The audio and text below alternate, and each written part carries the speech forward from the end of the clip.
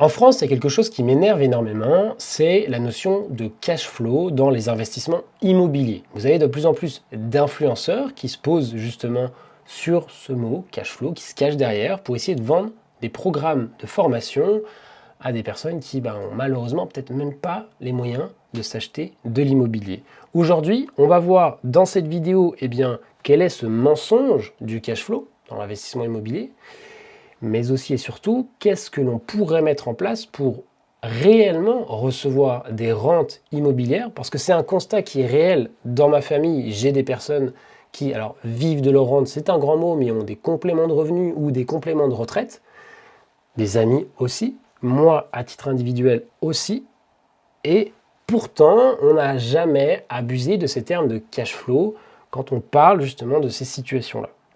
Dans un premier temps, on va tout de suite commencer par la notion de bénéfice-risque. Ça va être des notions économiques, de finances, un petit peu de base. Comment est-ce qu'on gère son argent? Et tant qu'on ne comprend pas ça, malheureusement, on ne peut pas parler justement de cash flow de manière sereine parce qu'on ne peut pas comprendre les éléments réels de rentabilité. Parce que quand un influenceur vous parle de cash flow, il essaye de vous dire qu'il faut partir justement sur des biens rentables, très rentables, pour justement essayer de gagner beaucoup d'argent, peut-être tout de suite. On va prendre le cas de figure d'une personne qui a 100 000 euros. Alors, je vous l'accorde, 100 000 euros, ça fait beaucoup d'argent. Mais soyons honnêtes, entre nous, si vous avez 100 000 euros, 2 000 euros sur votre compte, aujourd'hui, vous ne pouvez pas investir dans l'immobilier de manière confortable et espérer des rentes d'ici 10 à 20 ans. Il va peut-être vous en falloir 30, 40, 50 ans, beaucoup plus. Donc, je préfère déjà m'adresser à un public qui a justement les moyens de s'acheter de l'immobilier, qui partent avec les bonnes connaissances et qu'on arrête de prendre les gens pour des cons. C'est vraiment l'objet de cette vidéo. Vous avez peut-être que 30, 50 000, vous avez peut-être 100 000, vous avez peut-être 200 000. Je prends un chiffre qui est assez rond, qui globalement va parler à tout le monde parce que les calculs sont beaucoup plus simples pour vulgariser. Vous avez quelqu'un qui a 100 000 euros. Il va avoir 3 possibilités d'investissement. On va avoir le livret bancaire. Ça va être une première piste d'investissement. Alors, investissement, on est d'accord. Pour certains sont peut-être déjà en train de rigoler et se disent « mais je vais quitter cette vidéo ». Je pense que c'est important de passer par là. C'est important de passer par là. On va avoir la notion de risque. Ok, qu'est-ce que je suis prêt à perdre face à ce type d'enveloppe dans laquelle je vais mettre mon argent et ce que l'on peut gagner grâce à ça. Donc sur les livrets bancaires, je vais abuser un petit peu. Ok, on peut faire 2% par an. Ok, certainement moins sur la plupart des livrets bancaires, mais de temps en temps, vous laissez votre argent bloqué 3-6 mois sur des comptes, vous pouvez aller chercher du 2-3%, bref. On va partir de 2%, c'est facile, intelligible et compréhensible pour tout le monde. 2% par an, 2 000 euros annuels de revenus, justement, voilà, passif. Et quel est le risque face à ces 2 000 euros par an?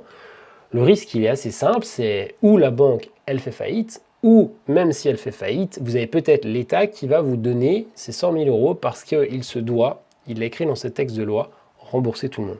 Donc on va dire que le risque, il est proche de zéro. Est-ce que moi, je crois que l'État va me rendre mon argent?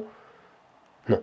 Moi, je pense que l'État, il n'aura pas le moyen de rembourser tout le monde, mais pour le jeu de la vidéo, je mets risque zéro parce que c'est ce qui est présenté par l'État, par la banque. Peut-être qu'il aussi joue de la flûte, un peu comme nos investisseurs en cash flow. Le risque est proche de zéro, vous avez 2% par an, et c'est aussi et surtout pour ça que vous avez ici le plus gros produit d'épargne de tous les Français.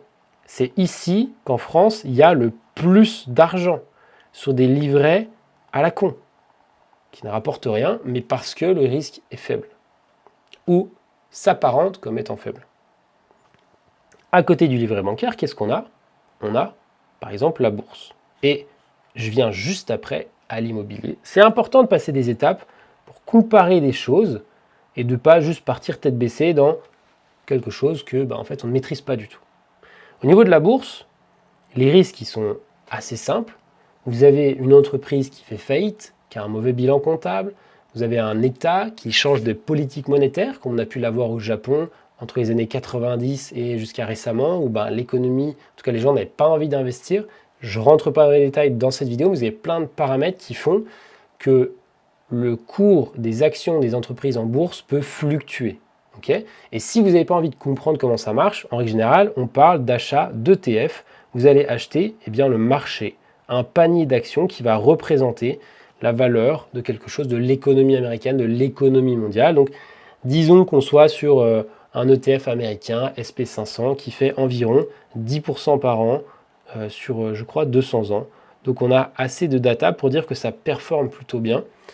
Un jour, les États-Unis ne seront plus la surpuissance qu'on peut connaître aujourd'hui, et donc peut-être que cette valeur va drastiquement baisser. Donc, ce n'est pas un conseil d'investissement, mais statistiquement, jusqu'à aujourd'hui, bourse, ETF américain, 10% par an, c'est OK. Donc, ça fait 10 000 euros par an. C'est très simple à compter, OK, et à comparer. Le rendement est 5 fois supérieur au livret A. Est-ce qu'en face, on a un risque, justement, en conséquence? Et c'est là-dessus que je vais vous faire, justement, réfléchir. Quand on regarde en bourse, tous les 6, 12 mois, on peut perdre 5-10%. Tous les 3, 5, 7 ans, on a des crashs qui, des fois, vont jusqu'à moins 20, moins 30%. Tous les 7, 10, 15, on a des crashs plus profonds qui vont jusqu'à moins 50, des fois beaucoup plus. Crise de 29, on était genre à moins 75%. On va prendre globalement une moyenne de quelque chose qui arrive tous les entre 3 et 10 ans, c'est les moins 30, moins 50%. Et donc, vous pouvez perdre à ce moment-là 30 000, 50 000 euros sur votre capital. Donc, si ça fait déjà 5 ans que vous êtes dedans, 10 000 à 10%, 10 000 par an, globalement, vous avez gagné plus de 50 000, vous perdez 50% sur votre portefeuille, vous vous retrouvez avec 75 000, vous attendez de nouveau 3 ans, vous êtes de nouveau à 100 000. Donc en fait, l'horizon de temps en bourse, à partir de 7 à 10 ans, devient intéressant. Vous ne pouvez pas vous permettre d'investir en bourse pour gagner 10% par an sur une année. En vous disant, je mets 100 000, à la fin de l'année, j'ai 10 000, c'est absolument pas sûr. Et le risque est plus important que le bénéfice, on va dire, sur un court terme. Donc, sur du court terme, c'est pas là qu'on va se placer. C'est beaucoup plus safe d'être sur du court terme dans le livret bancaire que la bourse. La bourse n'est pas fait pour ça. Et à partir de 7-10 ans, ça devient beaucoup plus important.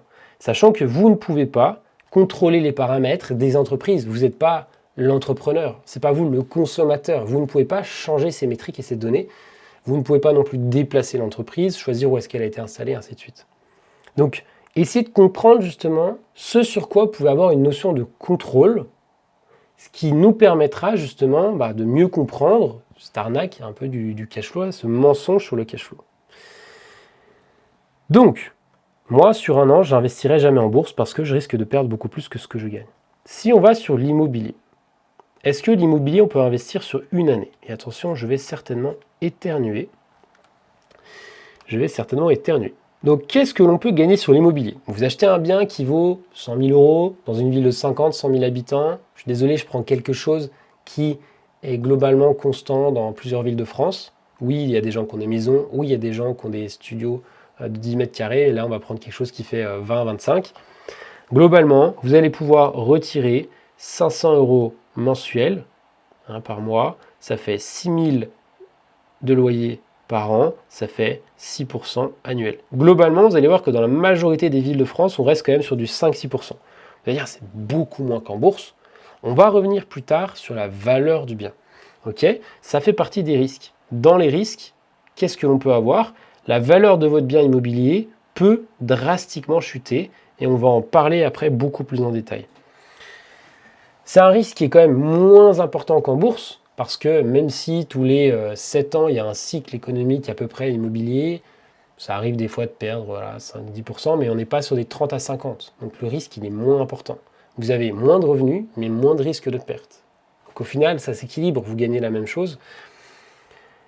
Au niveau des risques, vous avez aussi les vacances locatives.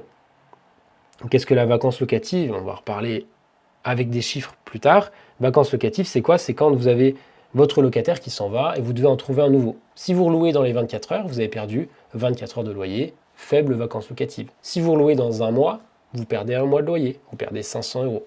Si vous louez dans un an, vous avez perdu 6 000 euros par an, vous êtes à 0% de rentabilité. C'est une possibilité quand on se trompe de secteur géographique, qu'on se trompe de public cible. Mais ça, c'est des choses qu'il faut en amont, avant d'investir en immobilier, bien essayer de maîtriser. On va revenir dessus après. Et vous avez aussi le risque d'impayé. Ok. Alors, j'élimine tout ce qui est guerre, catastrophe naturelle, parce que de toute façon, peu importe le cas de figure dans lequel vous êtes, catastrophe naturelle, un tsunami dans un pays, enfin tout est balayé. Ok. Une guerre, tout en règle générale est concerné et voilà. On va rester sur des choses que l'on peut justement maîtriser, nous, dans notre petite vie d'humain, en fait, tout simplement. Donc, perte de valeur immobilier, voilà, une dizaine de pourcents dans l'immobilier, ça fait déjà très très mal. Vacances locatives, vous perdez, admettons, 1 an, ça fait très très mal. Impayé, ça peut aussi faire très très mal. Mais vous avez des moyens, justement, de diminuer les risques de vacances et de diminuer votre risque d'impayé. Il y a des moyens que vous pouvez contrôler parce que c'est vous le propriétaire immobilier. Vous n'êtes pas le chef d'entreprise en bourse, mais vous êtes le propriétaire du bien. Donc c'est à vous de mettre en place les étapes justement pour que ça se passe bien. Si je continue avec ça, donc là, on a plein d'étapes. Maintenant, on va basculer sur cette notion de valeur. Et vous allez voir, c'est très important pour comprendre justement le mensonge du cash flow. C'est vraiment genre, j'appuie, je pèse mes mots. Donc on va parler de la vraie valeur, ok, immobilière. Donc la vraie valeur en IMO, ce qu'on a vraiment envie de voir qui se passe sur notre portefeuille sur le long terme. Je suis français, vous êtes certainement français qui m'écoutez. Désolé pour les personnes qui sont dans des pays étrangers. On va, que ce soit la Belgique, la Suisse, vous êtes francophone quand même, ou en Afrique par exemple, mais je vais parler justement de la France. Donc on va avoir ici la capitale Paris. Je ne vais peut-être pas la prendre en compte, mais quand même. On va avoir autour de la capitale une zone. On va avoir à peu près la même chose sur la Côte d'Azur, ok, et puis qui va venir jusqu'à peu près les deux Savoies. Et là, vous allez avoir le lac Léman et la Suisse. Vous allez avoir à peu près la même chose au niveau de la côte atlantique. Et ça, donc autour de Paris, et dans les zones que j'ai dit, ça va être une zone 1. Ok. Vous allez avoir une zone 2 et une zone 3. On va prendre 3 grandes zones en immobilier. Et on va essayer de déterminer ensemble justement où est-ce qu'on a vraiment envie d'investir, où se situe le cash flow, et après on pourra dire justement quelle est cette arnaque au niveau du cash flow. Est-ce que j'arrive à récupérer cette petite barre et la faire descendre? Waouh, c'est tellement propre. C'est vraiment du bon matos. La zone numéro 2, eh bien en fait elle est simplement, globalement, en périphérie de la zone 1. Ok, globalement, tac, globalement, tac. Ça ne veut pas dire qu'en France, vous n'avez pas d'autres petits pôles avec la 1, la 2, ok, ça arrive en plein de zones. Je vulgarise, je simplifie au maximum. Ok, et donc on va aussi avoir des zones 3. La zone 3, globalement, ça va être tout ce qui va rester en France. Ok, donc on a eu notre grande diagonale du vide, je crois qu'elle est comme ça. La zone centrale de Paris, c'est un peu une zone premium. Vous avez des gens qui viennent investir, ils n'habitent même pas là-bas. Le nombre de Parisiens fait que de baisser chaque année et pourtant le prix de l'IMO continue d'augmenter. C'est assez rare ce qui se passe là-bas. C'est les grosses capitales à travers le monde. Même si depuis 2-3 ans sur Paris, ça fait que de diminuer, c'est comme ça. Les zones numéro 1. Enfin, pardon, je reviens sur la zone Paris, au centre. Vous êtes vraiment sur du... la 0, là, on est vraiment sur du 10 000 du mètre carré.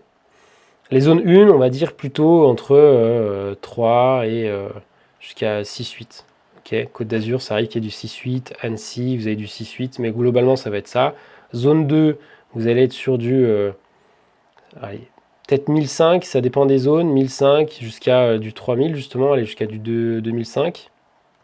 Et puis en dessous, de la zone 3, moins de 1005 du mètre carré. Vous êtes dans la Creuse, vous avez des terrains constructibles à 20 000 euros. Vous mettez une maison dessus, c'est une cabane. Personne ne vous voudra jamais. Même si vous mettez un château, ça ne se vendra jamais comme vous voulez. Quand vous regardez ces zones géographiques, et que vous regardez qui a envie d'habiter dans cette zone géographique, qui a envie de louer, qui a envie d'acheter, ben vous regardez que, en fait, les prix du mètre carré, justement, ils sont forcément en corrélation avec les gens qui habitent. Est-ce qu'il y a du travail ou pas? Est-ce que les gens ils ont du pouvoir d'achat ou pas? Est-ce qu'on a des activités de loisirs? C'est pas la même chose. Vous êtes sur la côte d'Azur, sur la côte atlantique, alors tout le monde va en vacances là-bas, que d'être dans la Creuse. Okay, c'est beaucoup moins fun, il y a beaucoup moins de de travail dans la Creuse que quand vous êtes dans d'autres zones. Si vous êtes locataire, non, si vous êtes propriétaire et que vous faites du locatif, dans la zone 1, vous allez pouvoir espérer ce qu'on disait tout à l'heure, là, des 5-6%. Et c'est pour ça que j'enlevais Paris, parce que sinon, donc locatif, il faudrait qu'il soit juste au-dessus. Paris, on va être sur du... allez, du coup, je voulais l'enlever, mais je le mets quand même. Oh là là. On va plutôt être sur du 3%. Zone 2, 5-6%. Zone 1, pardon. Zone 2, on arrive sur du 7-8. 7-8-9. Et on va mettre 9. Et puis là, zone 3, 10, 12, plus. Des fois, vous allez trouver plus que 12%. Et c'est là que se positionnent dans la zone 3 les vendeurs de cash flow. Ok ? C'est là qu'ils se positionnent. Et 1, ils se positionnent là. On va arrêter le mensonge. Et 2, ils essayent de vous dire que le cash flow, il se peut situer là et là. C'est là qu'est la grosse arnaque. Si je continue, locatif, et après le bien. Vu qu'on a dit qu'on parlait de la valeur immobilière. Moi, quand j'investis dans du locatif, oui, je regarde les revenus que je vais percevoir, mais je regarde aussi à côté eh bien, la valeur que mon bien pourrait prendre dans le temps. Parce que je pourrais être intéressé pour aller chercher du 10 à 12% annuel, mais dans ces zones géographiques-là, comme dans la Creuse, les prix de l'immobilier ne sont pas positifs. Okay ? Chaque année, les prix de l'immobilier ont plutôt tendance à être soit proche de zéro, soit être négatifs. -1, -2, ça dépend des zones. Ne me faites pas dire lesquelles. Globalement, c'est à peu près ce qu'on observe. Okay ? Et même si ça voulait augmenter, ça augmente très peu. De l'autre côté, à Paris, la rentabilité, sur 20, 30, 40 ans, vous voyez les multiples que cette ville a fait, c'est n'importe quoi. C'est ce qui fait qu'aujourd'hui, on a une zone qui vaut plus de 10 000 euros du mètre, alors qu'il y a des zones qui sont plus à 3, 6 000. Dans ces zones-là, on va quand même prendre 1, 2, 3% justement annuel sur 20, 30, 40 ans. Et c'est là où vous allez justement voir, alors des fois pendant des périodes plus, c'est là où vous pouvez voir entre les années, je sais plus, 95 et 2010-2015, vous avez des zones géographiques qui ont fait x2, x3. Les prix de l'immobilier ont été doublés, triplés pour des gens. Ça, c'était assez extraordinaire. Et ici, on est plutôt proche de zéro. Donc pendant 5 ou 10 ans, vous allez être à +1. Pendant 5 ans, vous êtes à -1. Et puis au final, ça ne fait pas grand-chose. Donc, si vous voulez chercher du cash flow, vous voulez de la grosse rentabilité, vous allez sur la zone 3. Vous avez l'impression que vous allez gagner plus d'argent tout de suite. Mais par contre, lors de la vente, vous allez perdre de l'argent après. Est-ce que c'est ce que vous avez envie de faire ou pas? Ça, c'est une question que je vous pose, qu'il faut se poser avant d'acheter. Okay ? Et c'est pas grave, il y a des gens qui se disent « je veux le maximum de rendement tout de suite, c'est pas moi qui paye, c'est le locataire. Et quand je vends, je récupère l'argent qui reste. » Mais vous n'allez pas récupérer 10-12% sur le bien, vous allez récupérer ce qui reste. Et vous ne savez pas ce qui va rester. Comme on ne sait pas exactement quelle sera la réelle augmentation du prix d'un bien immobilier. Je continue avec la notion de mensonge, la notion d'arnaque du cash flow qui est défendue justement par les influx. Donc on va vraiment mettre arnaque. L'arnaque du cash flow, pour les gens qui n'ont pas saisi exactement justement quel était cette définition. Okay. On a vraiment la définition qui est écrite dans les dossiers bancaires, donc définition bancaire. Quand une banque nous parle de cash flow au sein d'une entreprise, qu'est-ce que c'est? La notion de cash flow, ça va être des revenus moins un crédit. Quand vous regardez l'augmentation du chiffre d'affaires, des bénéfices, l'augmentation du cash flow, c'est les revenus moins le crédit. Donc dans l'immobilier, c'est les loyers moins le crédit. Donc si vous avez, je prends un cas, on reste sur nos 500 euros là. Si j'ai 500 euros de loyer et que j'ai 250 euros de crédit, admettons, vous avez 250 euros de cash flow. Ça, c'est aux yeux de la banque. Mais dans votre main, dans votre poche, vous n'avez pas 250 euros de rente. Qu'on soit bien d'accord. Vous avez du cash flow, mais vous n'avez pas de rente. Parce que vous avez la taxe foncière, les charges dites de copro, de fonctionnement du bien, si vous êtes chez vous ou pas, un peu d'eau, un peu d'électricité, ça dépend, c'est vous qui le payez, répercutez, tout ce que vous voulez, des charges d'entretien, un jour vous allez peut-être changer un canapé, refaire la peinture, ainsi de suite. Vous avez aussi l'assurance habitation. Vous avez aussi, vu que vous faites du locatif, un jour peut-être devoir payer des impôts. Okay, tout ça, vous devez le payer. Ce qu'il faut noter, c'est est-ce que le crédit que vous payez, donc le crédit qui est ici, on va le remettre là. Crédit, c'est quoi? C'est d'un côté les intérêts, qui eux sont perdus à jamais, de l'autre côté, un remboursement de capital. Si le remboursement du capital vous récupérez après, tant mieux pour vous, c'est l'objectif de l'immobilier. Voir quand vous avez remboursé la totalité du crédit, là vous avez du coup nos fameux 500 qui étaient ici, moins les 250 de charges qui étaient ici, égale 250 de rente. Pourquoi? Parce que vous n'avez plus et de capital. Donc en fait, c'est comme si le marketeur qui veut vous vendre le programme de formation a inversé justement les calculs en prenant un mot sexy auprès de la banque pour vous faire croire que vous allez gagner de l'argent tout de suite. Ça n'empêche que dans 15, 20, 25 ans, si vous avez remboursé votre crédit immobilier, votre rente, elle est là. Elle existe. Et vous allez faire bien mieux que ça. Pourquoi? Parce que vous n'allez pas mettre 100 000 euros sur un seul bien, ok, pour gagner juste 250. Mais par contre, ce que vous allez faire, vous allez peut-être le faire, donc soit déjà sur soit sur un seul bien, ça peut être sur, mais vous allez le faire peut-être sur plusieurs opérations, ou alors sur une grosse opération, qui sera peut-être plus, j'aime pas dire rentable, mais qui sera quand même plus rentable. Ok, peu importe, si vous avez un gros bâtiment et que vous avez locataire 1, 2, 3, 4, mais que vous avez donc vos 100 000, admettons, d'apport, qui vont peut-être permettre de payer l'apport, mais en gros, grosso merdo, un bien. Mais là, du coup, ça veut dire que vous avez 100 000 de crédit, ok, vous avez un ou plusieurs crédits. C'est là que ça va commencer à être intéressant pour vous. Parce qu'à la fin, vous n'aurez pas un bien qui vaut 100 000. Vous aurez un bien qui en vaut, admettons, 400, plus la hausse de sa valeur, comme on l'a vu avant. Ok? Et la hausse de sa valeur va aussi conduire une hausse des loyers. Quand on revient justement dans cette partie de Creuse et tout ça, dans la zone 3, vous avez, on va dire, pas d'augmentation, voire une baisse de la valeur du bien. Et au niveau des loyers, ça suit aussi. C'est quelque chose qui va être plutôt soit stable, soit en chute libre. C'est pas quelque chose qui va vraiment prendre la valeur dans le temps. Alors que de l'autre côté, vous allez avoir justement une augmentation partout.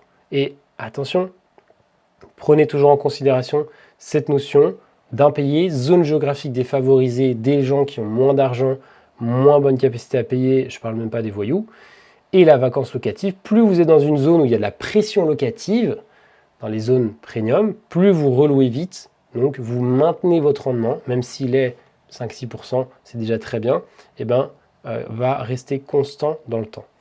Si on voulait aller encore plus loin que tout ça, parce que c'est aussi possible, il suffit de se poser la question maintenant dans quel type d'opération immobilière on a envie de se placer pour justement pouvoir avoir un bon emplacement, une bonne stratégie pour que notre appartement rapporte quand même un petit peu. Peut-être qu'on peut la mixer avec du logement à titre personnel si vous n'avez encore pas votre résidence principale. Et tout ça, c'est des choses que je détaille sur ma chaîne YouTube. Donc n'hésitez pas à vous abonner. Et je vous mettrai justement un lien dans la description qui vous explique justement aussi moi comment est-ce que j'ai acheté ma résidence principale et que ma résidence principale me rapporte justement de l'argent pour l'autofinancer. Ça, c'est quelque chose qui était très important pour moi. Je vous mets une vidéo en description. On se retrouve à bientôt pour une prochaine vidéo. C'était Valentin. Ciao.